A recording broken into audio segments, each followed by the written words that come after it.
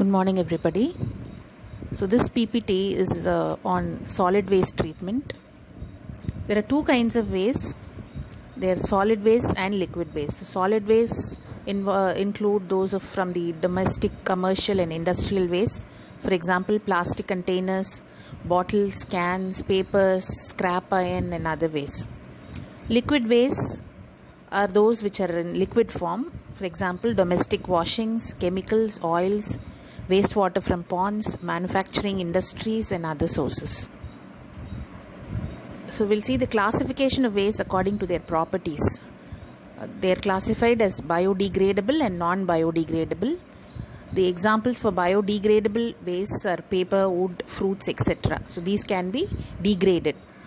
The non-biodegradable are ones which cannot be degraded. These include plastics, bottles, old machines, cans, containers, etc. So this slide shows the classification of waste according to their effects on human health and the environment. So these are again two types: hazardous waste and non-hazardous waste.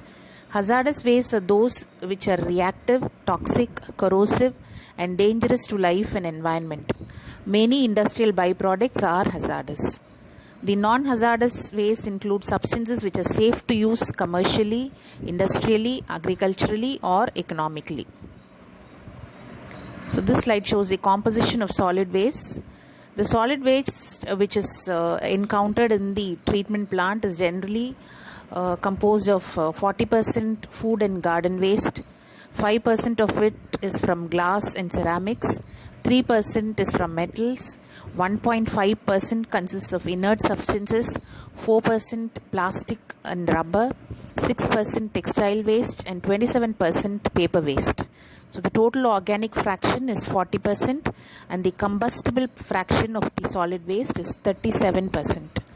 Recyclables, that is substances which can be recycled and reused, comprise 8% and inert substances 15%.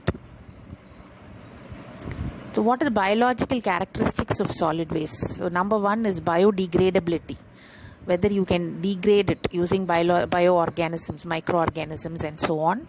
The organic fraction and the biodegradable fraction. The organic fraction is often equated with the volatile solids content of the waste. The biodegradable fraction is that which can be decomposed by the organisms. So the degradation of this solid waste generally produces gases which some of them may have a foul odor. For example, hydrogen sulfide which smells of rotten eggs, and methyl mercaptans and aminobutyric acid which also are smelly, and methane gas is generally odorless. And this biodegradation site of the solid waste also attracts flies, vermin and rodents which may act as vectors. So next we go to the treatment and disposal of solid waste. There are several methods used for treatment and disposal, and these are number 1 composting, 2 incineration, 3 landfilling, 4 pyrolysis, 5 recycling. We start with the first method, which is composting. This composting is a procedure where the organic matter of the solid waste is decomposed and it is converted to humus and mineral compounds. So compost is the end product of composting, which is used as fertilizer. There are 3 methods of composting: composting by trenching, open windrow composting and mechanical composting. So we see the composting by trenching first. Trenches, which are nothing but you can call them as pits. Trenches are dug which are 3 to 12 meter long, 2 to 3 meter wide and 1 to 2 meter deep, and there is a spacing of 2 meters between the trenches.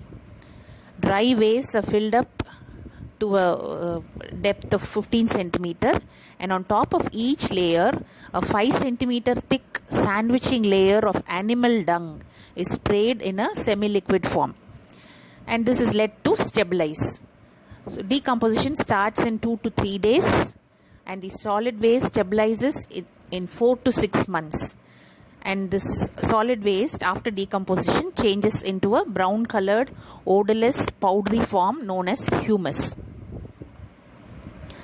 So next is the open window composting, here large materials like broken glass, stone and plastic materials are removed from the solid waste before the composting starts, and the remaining solid waste from which all these glass, stone and plastic are removed is dumped on the ground in the form of piles. The height of the pile is 0.6 to 1 meter, and the width and length of piles are kept 1 to 2 meter and 6 meter respectively. The moisture content has to be maintained at 60 degrees Celsius, at 60%, and the temperature keeps increasing inside the pile. So periodically the pile is turned for cooling and for to allow air to pass through, because you have to avoid anaerobic decomposition. The whole process has to be aerobic process. The decomposition may take 4 to 6 weeks to complete. The next is mechanical composting. This requires a small area compared to trenching and open window composting. The stabilization of the waste or the decomposition takes 3 to 6 days, so comparatively a lesser time. The operations which are involved in mechanical composting are reception of the refuse, that is getting the solid waste, segregating them, shredding the waste, then stabilization, finally marketing the humus which is obtained. So another method of waste treatment is incineration.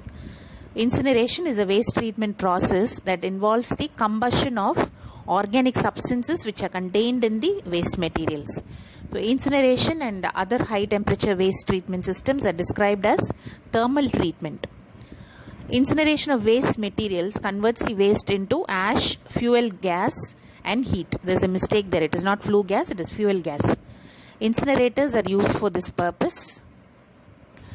And supplying of solid waste to the incinerator should be continuously done.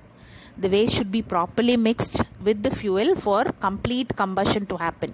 Because if the combustion is incomplete, you have the greenhouse gases and air pollution will result. The temperature should not be less than 670 degrees Celsius. The advantages of this incineration method are, number one, it is the most hygienic method of waste treatment. There is a complete destruction of pathogens. There is no problem of odor. The heat generated by this method can be used for steam power. Less space is required, and adverse weather conditions do not have any effect on the process. There are also some disadvantages. The first one is the initial expense for starting the plant is large. Care and attention is continuously required. Otherwise, as I told you, incomplete combustion will increase air pollution. The residues have to be disposed, which again requires money. Large number of vehicles are required for the transportation. Next method is landfilling. A landfill is a place, it is a site for the disposal of waste materials by burial, and it is the oldest form of waste treatment.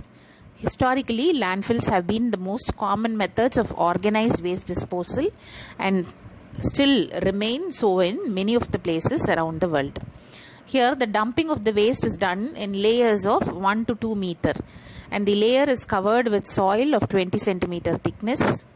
The advantages of the methods: number one, it is a simple method. There is no costly plant required. No residues or byproducts have to be disposed here, because it is as such, it is a landfill method. And there is no separation required. Unused land can be used for the landfill, and methane gas which is obtained can be used as a fuel. The disadvantages are: large land area is required. Proper dumping site may not be available for the process. There is a problem of odor. Use of insecticides is required. The leachate has to be collected regularly, and methane gas should be collected properly. So again, there is a problem of greenhouse gases being emitted.